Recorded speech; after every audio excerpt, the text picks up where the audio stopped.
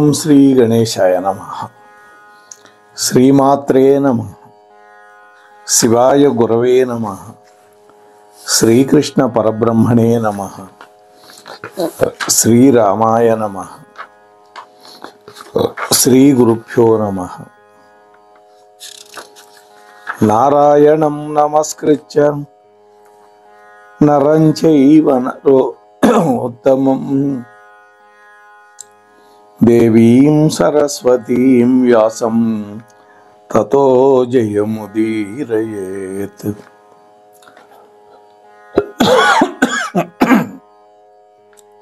నమః శివాభ్యాం నవయౌవనాభ్యాం పరస్పరాశ్లిష్టవపుర్ధరాభ్యాం నగేంద్రకన్యా వృషకేతనాభ్యాం నమో నమః శంకర పార్వతీభ్యాం. హర హర మహాదేవ శంభో శంకర్. మోహనవాణి ఛానల్ ద్వారా పార్వతీ పరమేశ్వరుల యొక్క కళ్యాణ గాథ వింటూ ఉన్నటువంటి భక్తామ తల్లులకు తండ్రులకు మునుముందుగా నా యొక్క నమస్కారాలు. నిన్న 7వ ఎపిసోడ్లో మన్మథుడి యొక్క విజృంభణ, శివుడి యొక్క 3వ కంటి మంటలో మన్మథుడు దహింపబడటం, ఆ తర్వాత ఆ ఫాలాగ్ని బడబాగ్నిగా మార్చి సముద్రంలో పెట్టడం బ్రహ్మ, ఆ తర్వాత పార్వతీదేవికి నారదుడు చేసిన ఉపదేశం, పార్వతీదేవి తపస్సు యొక్క వర్ణన, ఇవన్నీ మనం చెప్పుకున్నాం. ఈ రోజున 8వ ఎపిసోడ్లోకి మిమ్మల్ని అందరినీ సాదరంగా ఆహ్వానిస్తూ ఉన్నాను. పార్వతీదేవి అత్యంత కఠినమైనటువంటి తపస్సు చేస్తూ ఉంది. ఇలా జరుగుతూ ఉండగా ఒక రోజున హిమవంతుడు తన కూతురి యొక్క యోగక్షేమాలు విచారించాలి అని అక్కడికి వచ్చాడు. తపస్సు చేసేటటువంటి ఆ గౌరీకుండం దగ్గరకు వచ్చాడు. తండ్రి రాగానే నమస్కరించి కుశల ప్రశ్నలు వేసింది. ఈయనన్నాడు, అమ్మాయి, మనం భాగ్యవంతులం. ఈ విధంగా తపస్సు చేసి దుఃఖం పొందవలసిన అవసరం మనకే ఉంది. నువ్వు తపస్సు చేసేటటువంటి ఆ రుద్రుడు విరాగి, నువ్వు చూస్తే సుకుమారివి. నాకు తెలిసినంత వరకు నువ్వు ఆయన్ని పొందలేవు. విరాగిని పొందటం కష్టం కదా. ఓ తల్లి, ఆకాశంలో ఉన్నటువంటి చంద్రుణ్ణి ఒక పండులాగా మనం అందుకోగలమా? శివుడు కూడా అంతే. తపస్సును విరమించు, నా మాట విను, ఇంటికి వచ్చేసి. ఈ విధంగా మేనకాదేవి సఖ్యపర్వతం, మేరువు, మందరుడు, మైనాకుడు, క్రౌంచుడు మొదలైనటువంటి ఆ పార్వతీమాత యొక్క అన్నయ్యలందరూ అనేక విధాలుగా చెప్పి పార్వతీదేవిని తపో విముఖురాల్ని చేయటానికి ప్రయత్నం చేశారు. అప్పుడు అమ్మవారు దృఢచిత్తంతో ఉంది. ఓ సోదరులారా, ఓ తల్లిదండ్రులారా, ఏ శంకరుడు నిర్వికారుడై ఏ స్థలంలో మదనుణ్ణి దహించి పారేశాడో ఆ ప్రదేశంలోనే ఆ శంకరుణ్ణి నా తపస్సుతో మెప్పించి నన్ను పెళ్లి చేసుకునేలాగా చేస్తాను అని ప్రతిజ్ఞాపూర్వకంగా పలికింది. వాళ్ళందరికీ నచ్చజెప్పి ఇంటికి పంపించేసింది. ఇంకా వాళ్ళు కూడా చేసేదేం లేక పార్వతీదేవి యొక్క నిష్టకి, ఆమె చేసిన ప్రతిజ్ఞని ప్రశంసిస్తూ వెళ్ళారు. వాళ్ళు ఆ విధంగా ఇంటి ముఖం పట్టగానే పార్వతీదేవి తన తపస్సుని తీవ్రతరం చేసింది. ఆ తాపానికి దేవతలు కూడా నల్లబడిపోయారు. వాళ్ళంతా బృహస్పతిని ముందు పెట్టుకొని బ్రహ్మదేవుడి దగ్గరికి వెళ్ళి శరణు కోరారు. బ్రహ్మ శంకరుణ్ణి స్మరించి పార్వతి యొక్క తపో వృత్తాంతాన్ని దేవతలందరికీ చెప్పి వాళ్ళని వెంట పెట్టుకొని శ్రీమన్నారాయణుడి యొక్క సన్నిధికి వచ్చి విషయం అంతా చెప్పాడు శ్రీహరికి. అప్పుడు వాళ్ళ మాటలు విన్నటువంటి ఆ శ్రీమన్నారాయణుడు ఒక మాట చెప్పాడు. ఓ దేవతలారా, ఓ బ్రహ్మ, మనమంతా పరమేశ్వరుడైనటువంటి రుద్రుడి దగ్గరికి వెళ్ళి పార్వతీదేవిని పాణిగ్రహణం చేసుకోవలసిందిగా ప్రార్థన చేద్దాం, బయలుదేరండి అని తానే ఉపాయం చెప్పాడు. రుద్రుడి పేరు వినగానే భయకంపితులైపోయినటువంటి దేవతలు అనుమానిస్తూ ఉంటే అప్పుడు విష్ణువు వాళ్ళ యొక్క భయాలని అనుమానాలని పోగొట్టి శివ దర్శనానికి వాళ్ళందరినీ ప్రేరేపించాడు. మధ్యలో మూర్తీభవించినటువంటి తపసిద్ధిలాగా ఉన్నటువంటి పార్వతీదేవిని దర్శించారు. ఆమెకి నమస్కారం చేసి ఆ తరువాత కైలాసపతి యొక్క దర్శనానికి వెళ్ళారు. దూరాన్నించే నమస్కరించి ముందుగా నారదుడిని పంపి నారదుడి యొక్క అనుమతితోటి శివుణ్ణి సందర్శించాలి అని వాళ్ళు ప్రయత్నించారు. ఆ విధంగా వాళ్ళంతా లోపలికి వెళ్ళి ఆ శివుడి యొక్క సన్నిధికి స్తోత్రం చేశారు. ఏమని? నమో రుద్రాయ దేవాయ మదనాంతకరాయ చ స్తుత్యాయ భూరి భాసాయ త్రినేత్రాయ నమో నమః సిపివిష్టాయ భీమాయ భీమాక్షాయ నమో నమః మహాదేవాయ ప్రభవే త్రివిష్టపతయే నమః త్రివిష్టపతయే నమః త్వం నాథ సర్వలోకానాం పితా మాతా త్వమీశ్వరః శంభురీశ శంకరోసి దయాళుస్త్వం విశేషతః త్వం ధాతాం సర్వజగతాం త్రాతుమర్హసి న ప్రభో త్వాం వినా కసమర్థోస్తి దుఃఖనాశే మహేశ్వర దుఃఖనాశే మహేశ్వర. ప్రకాశ స్వరూపుడు, మన్మథుణ్ణి దహించినటువంటి వాడు, స్తోత్రం చేయతగినటువంటి వాడు, గొప్ప తేజస్సు కలిగిన వాడు, ముక్కంటి అయినటువంటి రుద్రదేవుడికి అనేక నమస్కారాలు చేస్తూ ఉన్నాం. కాంతుల చేత సర్వమును ప్రకాశింపజేస్తూ సమస్త జగత్తును రక్షించే ఆదిత్యుడువు నీవే. భయంకరమైన ఆకారం కలిగి భయాన్ని గొలిపేటటువంటి కన్నులు కలిగి 3 నేత్రాలతో ప్రకాశించేటటువంటి మహాదేవుడు అయినటువంటి నీకు నమస్కారం. ఇంద్రస్వరూపుడవై స్వర్గాన్ని పాలిస్తూ ఉన్నాం. లోకాలకి నాథుడు, తండ్రి, తల్లి మరియు పాలకుడు అన్నీ నీవే. ప్రభు, నువ్వు సర్వమంగళ స్వరూపుడివి, ఈశ్వరుడివి, మంగళములనిచ్చేవాడివి. నీ యందు దయ అపారంగా ఉంది. హే ప్రభో, సమస్త లోకాలని పోషించేటటువంటి నువ్వు మమ్మల్ని కూడా రక్షింప తగినటువంటి వాడివి. ఓ మహేశ్వర, దుఃఖాన్ని పోగొట్టడంలో నువ్వు తప్ప సామర్థ్యం కలిగిన వాళ్ళు మరి ఎవరున్నారు స్వామి? ఈ విధంగా అందరూ స్తోత్రం చేసి ధ్యాననిష్ఠుడైనటువంటి శంకరుడు ముందు నిలబడ్డారు. నంది ద్వారా విషయాన్ని తెలుసుకున్నటువంటి శంకరుడు సమాధిలో నుంచి మెల్లిగా కళ్ళు తెరిచాడు. లోకరీతిగా అడిగాడు ప్రశ్న. ఓ విష్ణు, బ్రహ్మ, దేవతలారా, మీ రాకలో ఉన్న ఆంతర్యాన్ని నాకు చెప్పండి అన్నాడు సర్వజ్ఞుడైనటువంటి పరమేశ్వరుడు. అప్పుడు నారాయణుడు, తారకాసురుడి యొక్క దుశ్చర్యలని, పార్వతీదేవి చేస్తున్న ఉగ్ర తపస్సుని చెప్పి ఆ పార్వతీమాత యొక్క పాణిగ్రహణాన్ని చెయ్యండి అని కోరుకున్నాడు.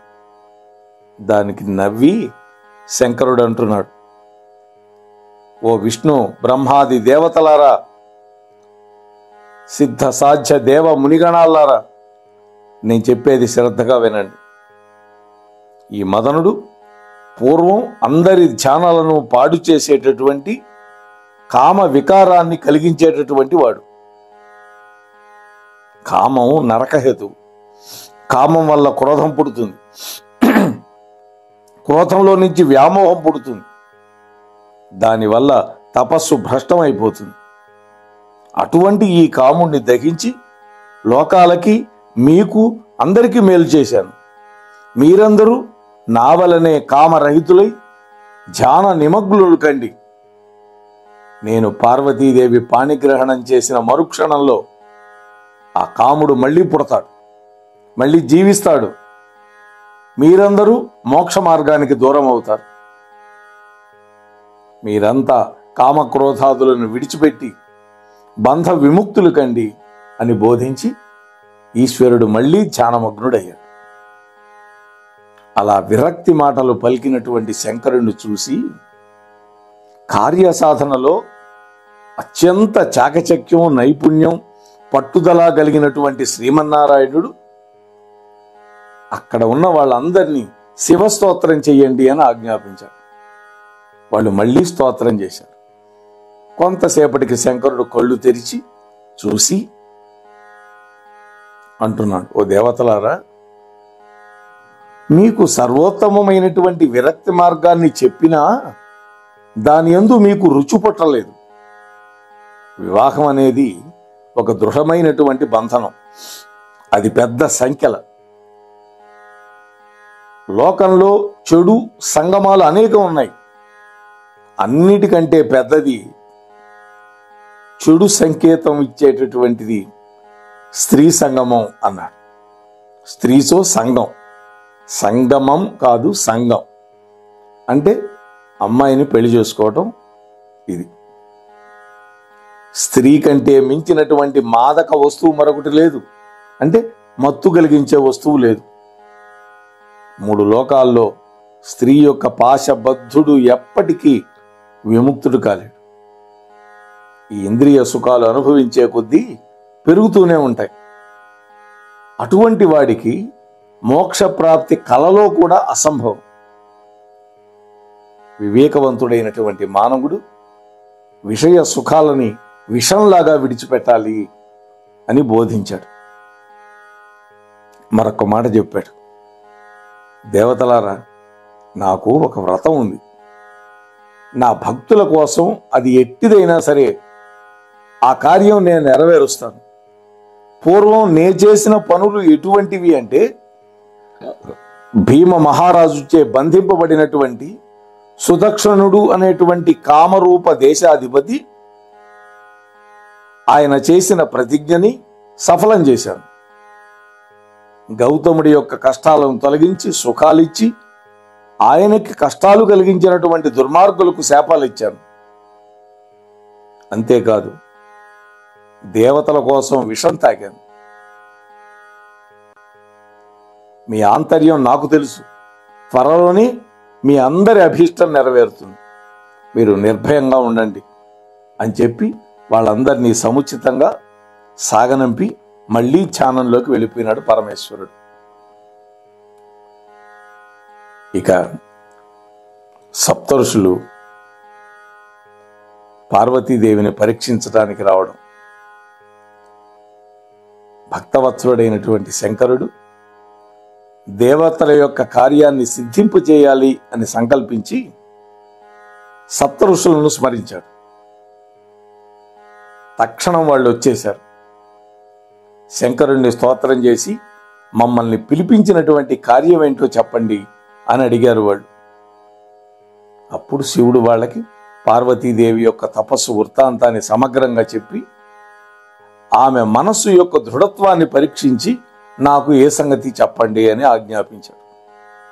వెంటనే సప్తఋషులు వేగంగా గౌరీ శిఖరానికి వెళ్ళారు. అక్కడ ఆమె తపోనిష్టకి విస్మితులైపోయి స్తోత్రం చేసి అడిగారు, తల్లి, ఏ పరమార్థాన్ని ఆశించి ఇంతటి ఉగ్ర తపస్సుకు పూనుకున్నావు అని అడిగారు. దానికి ఆ తల్లి జవాబిచ్చింది సప్తఋషులకి, ఓ బ్రాహ్మణోత్తములారా, ఓ ఋషి సత్తములారా, మీరు పరిహాసం చేయకుండా వింటే నేను చెబుతా. నా మనస్సు నీటి మీద ప్రాసాదాన్ని నిర్మించాలి అనుకుంటోంది అన్న. నీళ్ల మీద ఎవరైనా కట్టగలరా ప్రాసాదం, భవనాన్ని?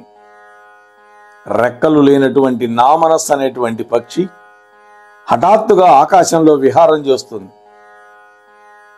నా మనస్సు నా వశంలో లేదు. అసంభవమైనటువంటి కార్యాలు చెయ్యాలి అని అపేక్షిస్తోంది.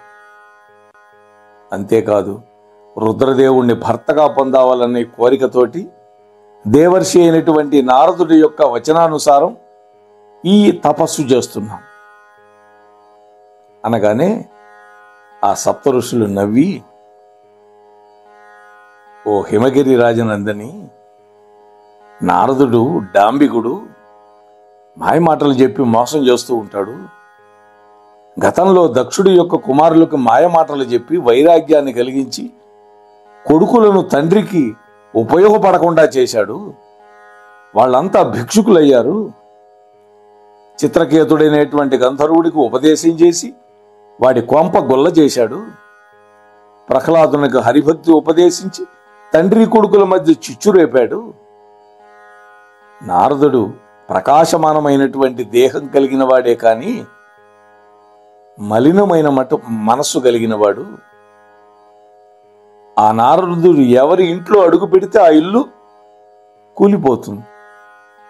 వాడి గురించి మాకు బాగా తెలుసు. అందువల్ల ఆ నారదుడు నమ్మతగినవాడు కాదు.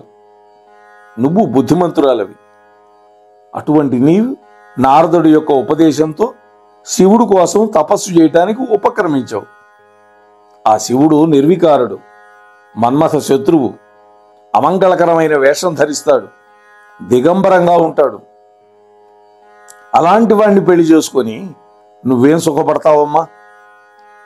శ్రీమంతుల బిడ్డవి, సుకుమారివి, సౌందర్యవతివి. గతంలో సతీదేవి ఏం సుఖపడింది ఆయనతోటి? బాగా ఆలోచించుకో అనగానే పార్వతీదేవి మనస్సులోనే నవ్వుకొని, ఓ ఋషులారా, దేవర్షి అయినటువంటి నారదుడి యొక్క వాక్కే నాకు హితకరం. గురువుల యొక్క మాటల్లో ఎవరికి సత్యబుద్ధి ఉంటుందో వాళ్ళు ఇహంలోనూ పరంలోనూ సుఖపడతారు. ఇది అద్భుతమైన మాట. ఈ తపస్సు నాకు సుఖాన్ని ఇస్తుందో శూన్యాన్నే మిగులుస్తుందో నాకు ఏదైనా సంతోషమే. శివుడు గుణహీనుడు నిజమే, ఆ విష్ణువు అలంకార ప్రియుడు అది నిజమే. దానికి ఉన్న కారణం చెబుతాను వినండి అంటున్నాడు. పరబ్రహ్మ యొక్క సగుణ రూపం శంకరుడు. ఆయన మాయాతీతుడు, అవధూత స్వరూపుడు. మాయావేషం లేని వాళ్ళకి అలంకారాల పట్ల ప్రీతి ఉండదు, ఏ గుణాలు ఉండవు. ఒక రాయి మీద పద్మం వికసించవచ్చు, కానీ నా వ్రతాన్ని మాత్రం నేను విడిచిపెట్టను. అంటే రాయి మీద పద్మం మొలవడం అనేది దుర్లభం. అలాగే నేను తపస్సు విడిచిపెట్టడం కూడా అంతే దుర్లభం అంటున్నాను. ఆ విధంగా మాట్లాడి పార్వతీదేవి మౌనం వహించింది. అప్పుడు మహర్షులందరూ ముక్త కంఠంతో, అమ్మా నీకు జయము గలుగుగాక అని ఆశీర్వచనాలు పలికి శివలోకానికి వెళ్ళి ఆ వృత్తాంతం అంతా కూడా నివేదించి ఆ తరువాత తమ లోకాలకు వెళ్ళిపోయారు దేవతలు, ఏది ఋషులు. మునుల యొక్క మాటలు విన్నాడు శంకరుడు. మనస్సులో అనుకున్నాడు, నేనే వెళ్ళి స్వయంగా పార్వతిని పరీక్షిస్తాను అనుకున్నాడు. ఒక కర్ర, ఒక గొడుగు పట్టుకున్నాడు. ఒక వృద్ధ బ్రహ్మచారి వేషంలో పార్వతీదేవి ముందు సాక్షాత్కరించాడు. పార్వతీదేవి ఆ వచ్చినటువంటి బ్రహ్మచారిని పూజించి, ఓ వేదమూర్తి, మీరెవరు? నా వల్ల నెరవేరవలసినటువంటి కార్యాలు ఏమైనా ఉన్నాయా? దయచేసి చెప్పండి అని అడిగింది వినమ్రంగా. శివుడన్నాడు, ఓ భద్రే, నేను అన్ని చోట్ల సంచరిస్తూ ఉండేటటువంటి ఒక బ్రహ్మచారిని. తపస్సు చేయటం నా ప్రధాన వృత్తి. అసలు నువ్వెవరో చెప్పు ముందు. నువ్వు వయస్సులో ఉన్నటువంటి ఒక సుందరాంగివి. నీ సౌందర్యం ఈ అడవికి బంగారపు నీరు పూసినట్లుగా ఉంది. భర్త తోడు లేకుండా ఈ తపశ్చర్యకు ఎందుకు పూనుకున్నావు? ఒకవేళ ఆ అభాగ్యుడు నిన్నేమన్నా విడిచిపెట్టాడా? నువ్వు లక్ష్మీదేవివా, సరస్వతివా? నీ పుట్టుక వల్ల ఏ తల్లిదండ్రుల యొక్క జన్మ సార్థకమైందో చెప్పు అన్నాడు. బ్రాహ్మణుడి యొక్క మాటలకి సమాధానంగా అమ్మవారు చెబుతోంది.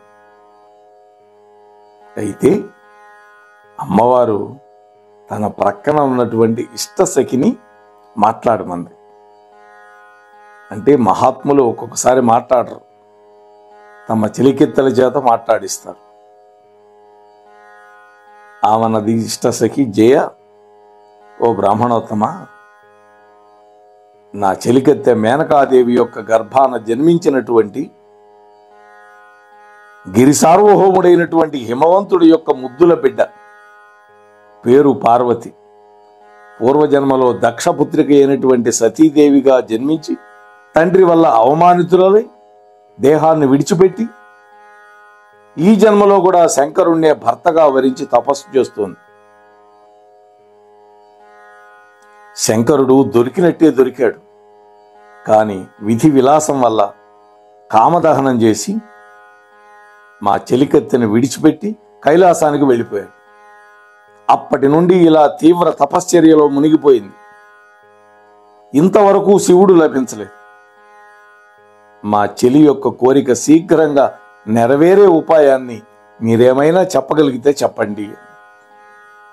అప్పుడు బ్రహ్మచారి నవ్వి, శ్మశానవాసి కపాలధారి అయినటువంటి శివుడు ఎక్కడ? కుసుమ కోమలి అయినటువంటి సుందరాంగి అయినటువంటి ఈ పార్వతి ఎక్కడ? అటువంటి ఈ పార్వతి అతన్ని వరించడం ఎక్కడ? నువ్వు చెప్పే మాటల్లో నాకు పరిహాసంగా అనిపిస్తుంది. నాకు నమ్మకం కలగాలంటే నువ్వు చెప్పిన మాటలని మీ దేవి చేత తన నోటితోనే నాకు చెప్పాలి. ఆమె నోటి వెంట ఈ మధురమైన వాక్కులు వినాలి అనుకుంటున్నాను అన్నాడు. అప్పుడు పార్వతీదేవి, ఓ విప్రోత్తమ, నా సఖి చెప్పినటువంటి మాటలు సత్యం. నా కోరిక దుర్లభమైనదే కావచ్చు. ఆ సంకల్పంలోనే నా మనస్సు దృఢంగా నిలిచి ఉంది. నేను ఆ శంకరుడికి అర్ధాంగిని కాలేకపోతే అగ్నికి ఈ దేహాన్ని అర్పించి సాలోక్యాన్ని పొందుతాను. ఇది నా నిశ్చయం అని త్రికరణ శుద్ధిగా చెప్పింది అమ్మవారు. చూశారు కదా? ఆమె మాటలు విని విస్మితుడైనటువంటి శంకరుడు ప్రేమకు పరీక్షగా ఈ విధంగా మాట్లాడాడు. ఓ దేవి, నాకు ఆ మహాదేవుడు బాగా తెలుసు. ఆయన వృషభధ్వజుడు. శరీరం నిండా భస్మం పూసుకుంటాడు, జటాజూటాలు ధరించి ఉంటాడు, పులితోలు కట్టుకుంటాడు, కపాల మాలికలు వేసుకుంటాడు, పాములే భూషణాలుగా ఉంటాడు. విషభక్షకుడు, విరూపాక్షుడు, దిగంబరుడు, గృహభోగాలను విడిచిపెట్టినటువంటి వాడు, భూత ప్రేత పరివేష్టితుడు. ఓ సుభాగ్యి, నువ్వు సముజ్వలమైనటువంటి అందగత్తివి, వినీల కుంతలవి, పట్టు వస్త్రాలు ధరించేటటువంటి అద్భుతమైనటువంటి స్త్రీవి, అనేక విధానులైనటువంటి రుచిరాన్న సంపన్నవి. సుందర మందహాస వదనాల విందవి, ముత్యాలతోటి తయారు చేయబడినటువంటి కాంచన మేఖలాన్వితమైనటువంటి శరీరం కలిగినదని, నానా రత్న శోభితమైనటువంటి సౌధము యొక్క ఉపరిభాగంలో చంద్రశాలలో విహరిస్తూ ఉంటావు. ఓ మంగళగౌరి, ఓ మంగళాంగి, పరస్పర విరుద్ధమైనటువంటి అంశాలు కలిగినటువంటి నీకు ఆ పరమేశ్వరుడికి దాంపత్యం ఎట్లా పొసుగుతుంది? నీ చర్యలు లోక విరుద్ధంగా ఉన్నాయి. లోకంలో కన్యలు కోరుకునే లక్షణాల్లో ఏ ఒక్కటి ఆ శంకరుడికి లేవు. అటువంటి వాడిని భర్తగా పొందాలనే కోరిక వదిలిపెట్టు, లేదా నీ ఇష్టం వచ్చినట్టు చేసుకో అని అక్కడి నుంచి బయలుదేరబోయాడు. చూశారా, ఈ విధంగా శివనింద చేశాడు. తన నింద తానే చేసుకున్నాడు. ఆ మాటలు విని పార్వతీమాత ఏ విధంగా ప్రతిస్పందించింది అనేటువంటి విషయాన్ని రేపటి రోజు కలుసుకొని మనం ముచ్చరించుకునే ప్రయత్నం చేద్దాం. అంతవరకు ఈ కళ్యాణ గాథని వినిపిస్తూ ఉండండి, మీరు వింటూ ఉండండి, మీ బంధుమిత్రులకి షేర్ చేయండి అని మిమ్మల్ని మనస్ఫూర్తిగా కోరుకుంటూ ముగిస్తూ ఉన్నాను.